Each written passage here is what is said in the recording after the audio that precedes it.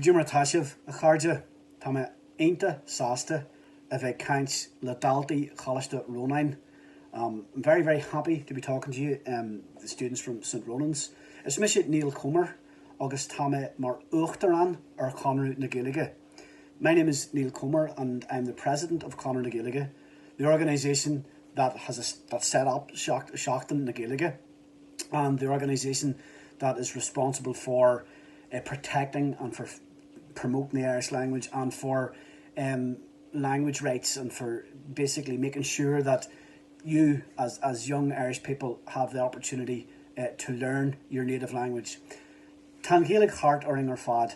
The Irish language is all around us. Tasha in our Gaeilge loganium nacha.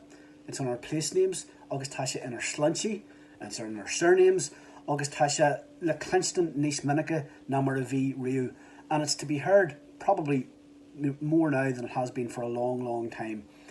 Walling Dave on Gaeilge Ronu, August Lanston or Irish and Gaeilge Skull. I would suggest that you all choose Irish, continue Irish at school for as long as you can.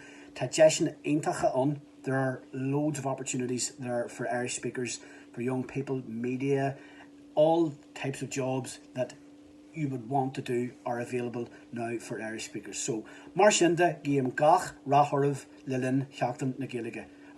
I wish you all the best in your school, all the best during Seachtain na Gaeilge.